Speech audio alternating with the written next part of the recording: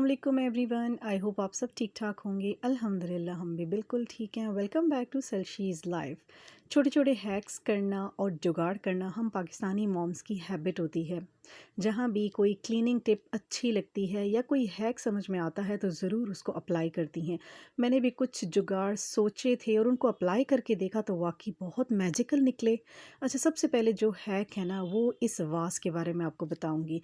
आप सब जानते हैं कि ये वाज़ नहीं है, ये मेरा ऑयल कंटेनर, ऑयल डिस्पेंसर था, ऑयल जग था, जिसको वेस्ट करने का मेरा बिल्कुल भी दिल नहीं किया। ये यूज़ करने में थोड़ा-सा कॉम्प्लिकेटेड हो रहा था, इससे लीकेज बहुत ज़्यादा ऑयल की होती थी और इसको कैरी करना थोड़ा-सा मुश्किल था क्योंकि ये हैवी था, जो इसका ग्लास था बहुत हैवी था।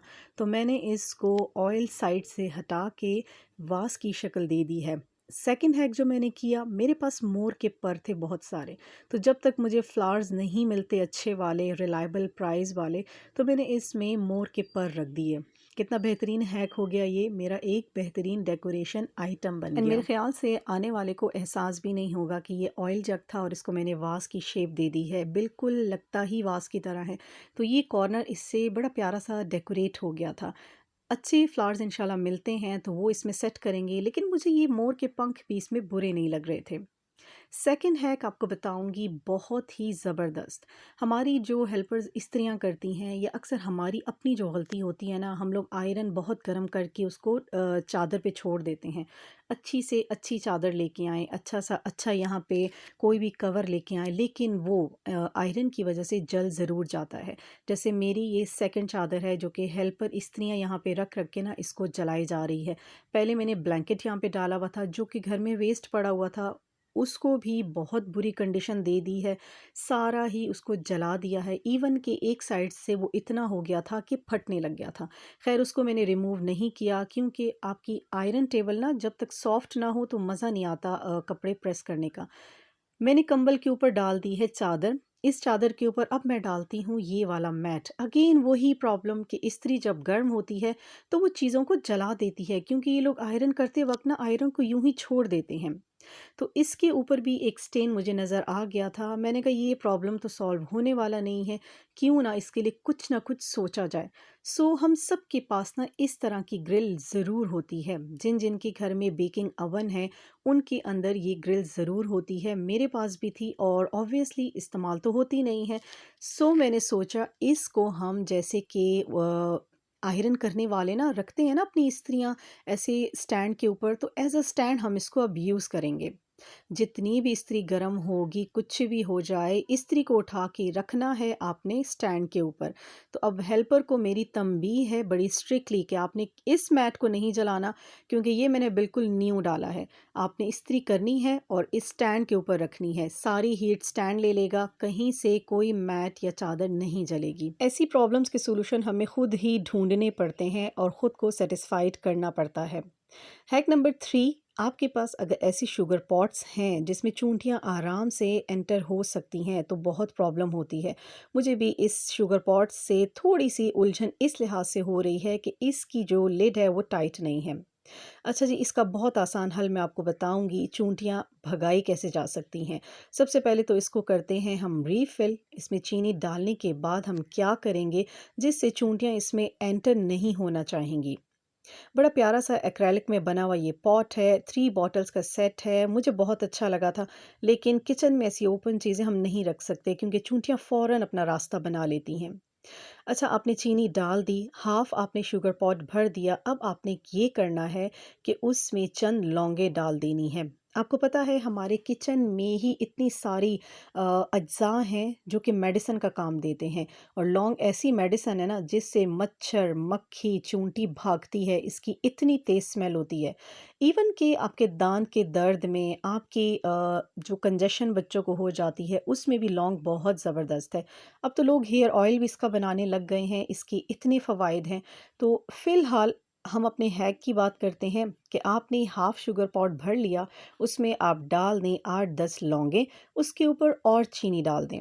फिर आप देखें चूंटियाँ करीब भी नहीं आएँगी आपके शुगर पॉट के और आपकी चीनी सेफ़ रहेगी। तो इसकी स्मेल मेरे बच्चों को भी बहुत बुरी लगती है, लेकिन क्या करें, चीनी को वेस्ट होने से बचाना तो है, तो इसलिए मैंने इसमें लौंगें डाल दी हैं। अब मुझे इसकी लिड की कोई टेंशन नहीं है।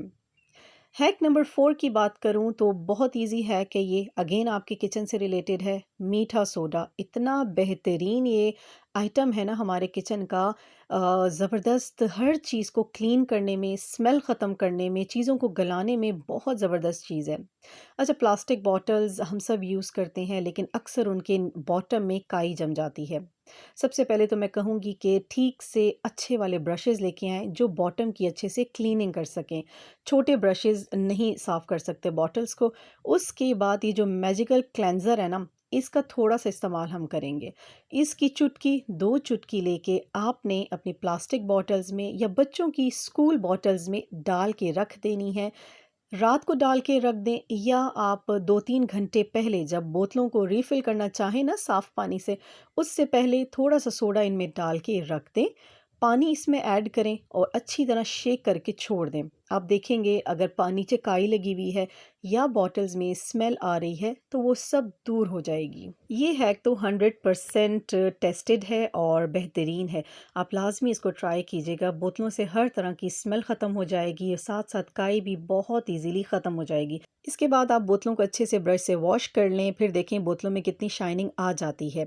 वॉशरूम के प्रॉब्लम्स कभी भी ख़त्म नहीं होते, चाहे आप जितना वॉशरूम को साफ़ कर लें, ड्राई कर लें, लेकिन इसका जो ये एरिया है ना जो वॉश बेसिन के साथ है, ये हमेशा गीला भी रहता है और यहाँ पे जो आपको मोस्टली चीज़ नज़र आती है ना, वो ये टूथ ब्रशेज़ और इनके कैप्स नज़र आते हैं। जितनी भी ट्रेनिंग दे दें बच्चों को, जितना भी समझा लें बड़ों को, पता नहीं इतनी उजलत में क्यों होते हैं जो ब्रशेज़ के कैप्स नहीं लगाते। फ़ौरन से ब्रश किया, ब्रश को वहीं छोड़ा और चले गए। सबसे ज़्यादा प्रॉब्लम मुझे किस चीज़ की हो रही थी? पेस्ट की। पेस्ट लगाते तो बहुत अच्छे से हैं लेकिन उसके बाद पेस्ट की भी कैप उसके ऊपर नहीं लगाते। मुझे नहीं पता आप लोगों के वॉशरूम्स में ऐसा मसला होता है कि नहीं, लेकिन मेरे जो दोनों छोटे बच्चे हैं ना वो ये काम करते हैं। जल्दी से ब्रश किया, पेस्ट को वहीं छोड़ा और निकल गए वॉशरूम से। आप लगे रहें, समझाते रहें, बुलाते रहें, लेकिन बच्चे 1-2 दिन वो चीज़ फ़ॉलो करेंगे फिर छोड़ देंगे। इसका बहुत ही आसान हल मुझे मार्केट में मिला कि ना ही पेस्ट को खुद स्क्वीज़ करना है, ना ही उसकी कैप हटानी है। सच में इस आइटम को अपने वॉशरूम में लगा के मैं तो बहुत रिलैक्स हो गई हूँ। चीप प्राइस में भी मुझे मिला है और बहुत-बहुत एफ़िशिएंट भी है। बच्चे भी रिलैक्स हो गए हैं कि हर वक़्त हमें ये सुनना नहीं पड़ता कि पेस्ट की कैप लगा के रखें, ब्रशेज़ की कैप्स लगा के रखें। बस आपने पेस्ट को लगा देना इस होल्डर के ऊपर। अच्छा, इस होल्डर के पीछे इसका अपना स्टिकर है। स्टिकर के साथ आपने इसको स्टिक कर दिया, पेस्ट इसके ऊपर आपने लगा दी और आपने सिर्फ़ इसका जो नीचे का एरिया है ना, उसमें ब्रश को एंटर करना है और पेस्ट जितने अमाउंट में आपको चाहिए, वो ब्रश के ऊपर आ जाएगी। अभी मैं आपको करके दिखाती हूँ। ये होल्डर इतना कन्वीनिएंट है ना कि आपको अपने दूसरे हाथ का भी इस्तेमाल नहीं करना। बस एक ही हाथ से आपने ब्रश को एंटर किया, उसके ऊपर जितना अमाउंट आपको पेस्ट का चाहिए आपने लिया एंड आपने अपने दांत साफ़ कर लिए। तो मिनिमम अमाउंट लेना चाहते हैं या मैक्सिमम अमाउंट लेना चाहते हैं, आप आराम से ले सकते हैं। तो इस आइटम को लगाने के बाद ना मेरा थोड़ा-सा माइंड रिलैक्स हो गया है कि बार-बार का मुझे नहीं कहना पड़ता बच्चों को कि ये करना है, वो करना है। उन्हें खुद भी बहुत मज़ा आ रहा है इसको यूज़ करने में। तो आई होप आपको ये हैक्स अच्छे लगे होंगे। लाइक, सब्सक्राइब एंड शेयर ज़रूर कर दिया करें, कमेंट ज़रूर किया करें। मिलेंगे नेक्स्ट व्लॉग में। अपना ख़्याल रखिएगा। अल्लाह हाफ़िज़।